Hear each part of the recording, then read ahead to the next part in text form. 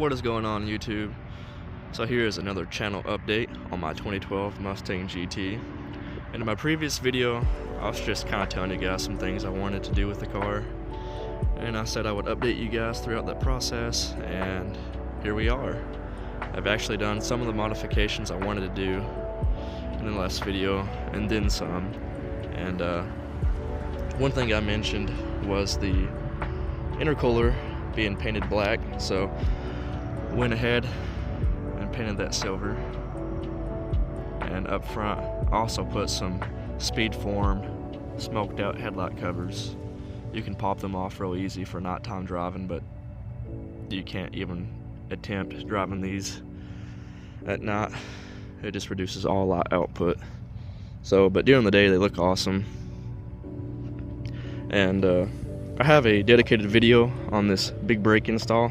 As you guys can see, this was one huge complaint I had with the car, was the factory brakes were just terrible. So we fixed that, and they look and operate so much better. And with the big brakes, I went with stainless steel brake lines, so the pedal feel, you know, it's all really good. Everything's an upgrade. And with the big brakes, this car has the S550 PP1 wheels, and these wheels actually clear the 6-piston Brembos on S550, but they will not clear these 4-piston S550 brakes. So I have 1-inch wheel spacers up front and 1.25 inches in the rear. So if you guys go back and watch my previous video, you can see the stance of this car is actually really bad. The rear wheels are kind of sunk in looking, so now it has that Mustang stance to it. It's real, I don't know, it's got some good poke to it. You can see it's a lot better than it was. And around back, I have some of these Euro style 1314 taillights. This was something I really wanted to do, and these were actually posted up for a really good price on eBay. And I'm keeping my stock taillights just in case these things are just too good to be true. The quality of them is actually really good. The brightness is awesome. They look really good. And these are the Raxium little snap-on covers that go underneath to fill in the gap with the 10 to 12 cars. So yeah, I'm actually really happy with these taillights, and I hope they last. But that's one thing I did do. So I think that really just completed the back look of the car. I would eventually like to do the 1314 rear GT500 style bumper with the quad tips, but that's going to be later down the road. That's a lot of money. Paint work is just super expensive nowadays. Interior, I'm actually embarrassed to show you guys. It's filthy. But only thing I've really done different, I just got a Bully Dog BDX tuner for it. That way I can data log and watch my AFRs and everything, since this car is supercharged. And I'm gonna go ahead and pop the hood and show you guys some upgrades I done under the hood. And I actually have dedicated videos on each of these upgrades too, if you guys are interested in watching that. So I'm gonna go ahead and pop this hood. So here we are under the hood, and I know this looks awful, but it is very effective. This car originally had the turbo guard.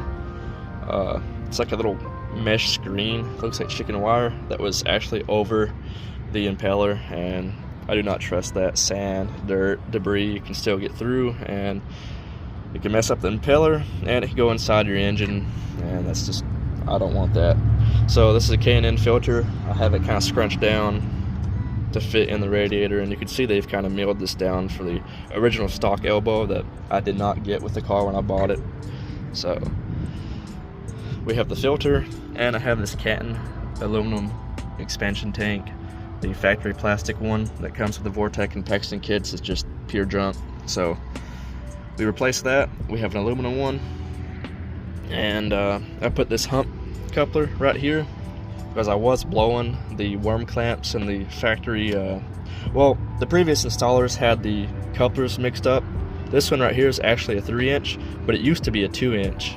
And the 2-inch is actually what sits on the throttle body, and they had the 2-inch right here where I have the hump coupler, and then the 3-inch coupler was right here where it's at right now, and I kept blowing right here. Never could figure it out until I installed the Vortech installation guide and read it myself and realized those are backwards. But I decided just to upgrade this hump coupler because it comes with T-bolt clamps, which are a lot better, and eventually later down the road I'm going to upgrade all the worm clamps. But I got rid of the 2-inch coupler, so now we have the 3-inch up here, so I can actually tighten these down on the aluminum piping a lot better. So these are super tight, and I've done multiple pulls with the car and they're holding together.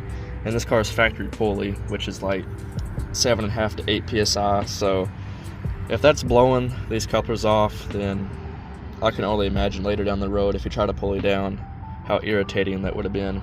So we have that,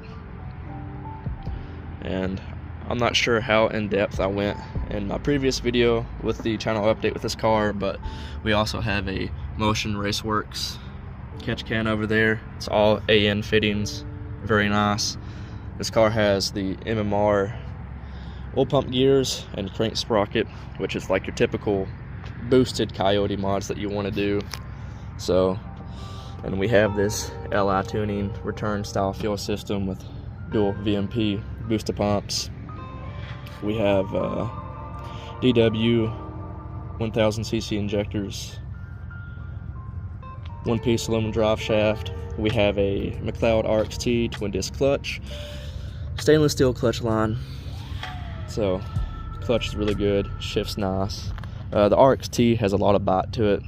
The take-up's really strong, and a lot of people say the RXT is a little too strong for the MT82. So I've had no issues yet, but this car only has 60,000 miles on it, and this is stock bottom end, stock MT82. So they're holding together so far. I actually changed the MT82 transmission fluid out with Pennzoil Synchro Mesh. I have no clue what was in it previously, but it was a really weird color and it had a funky smell. So we have Synchro Mesh in it now, and it shifts really good. But yeah, as you can see, it's just your typical Gen 1 Coyote with your basic boosted bolt-ons.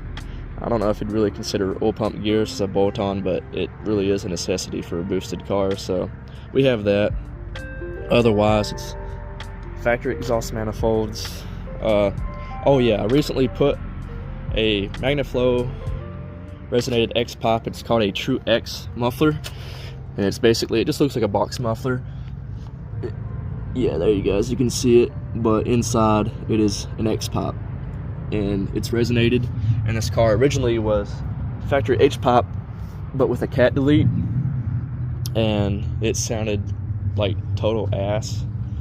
So car sounds really good now.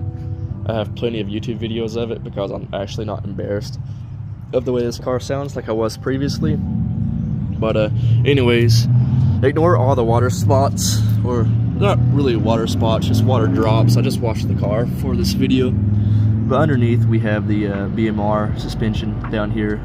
We've got the adjustable lower control arms, sway bars, panhard bar, Ford Racing, in links. We have, you can't see it, we have the Ford Racing Performance one-piece aluminum drive shaft. And this car has 373 gears, so it works really good with the Vortech setup. And my Vortech's the V3 SI.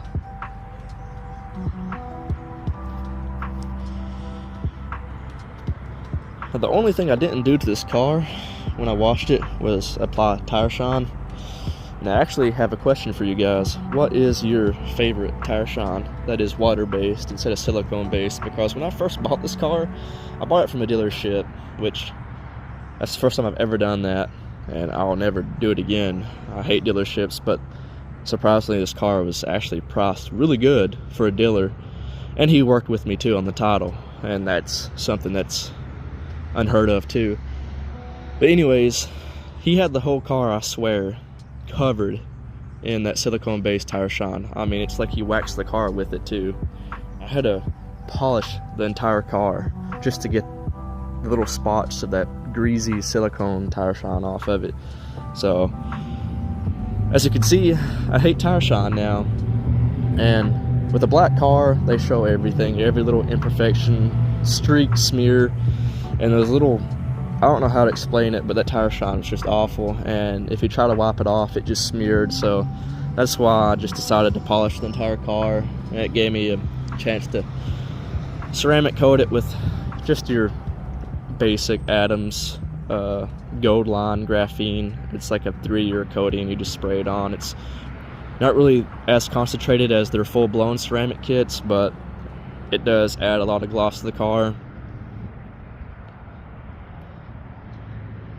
You can just see we got some water drops right here, but super reflective. And black cars, it's just a all-day job trying to keep these things clean. This thing, like I said, I just washed it, basically just pulled it out of my driveway, so it looks good right now. But as soon as you start driving one of these, a black car, they just get filthy really fast. But I'm gonna shut the hood now. So if this is your all's first time on the channel and seeing this car for the first time, I guess I'll show you guys some of the cosmetic things done in the car, which I think really makes this car stick out. It has a Cervini cowl hood on it, and we have the Boss 302 front end that's paint matched, the splitter, and the bumper.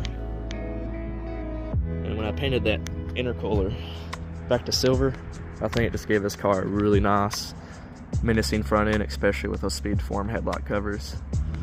And I don't know, the 10 to 12 body style never really grew on me until I seen this car, and it's just the Boss 302 front end paint match looks really good. And we have a paint matched GT500 rear spoiler. All the lights have a well, the tail lights originally, and they still do, have like a removable tint film on them, as with the side markers, front and rear. And the headlights, even with the headlight covers off, have that same film. And I've actually debated on just peeling that off and just running the headlight covers just during the daytime. And you can see it's also on the fog lights as well. And eventually I may just get the windshield tinted too, just to kind of finish out the murdered look, because I mean, it's not completely murdered. We still have some chrome badging and the red accents with the brake calipers, and sometimes at certain angles you can actually see the lower control arms. You can see the red on that, so I like it. And the 5.0 badge,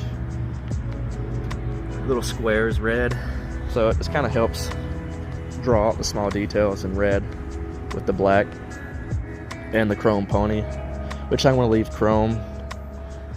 I think it works hand in hand with the intercooler being silver. Now if I wanted to go with a stealthy, just full-blown murdered look, the pony would be black and the intercooler would be black, badges black, calipers black, but I don't know, there needs to be some contrast. But yeah, that's basically it. This car is a premium car, so we have the leather seats, and it's got the red accented leather.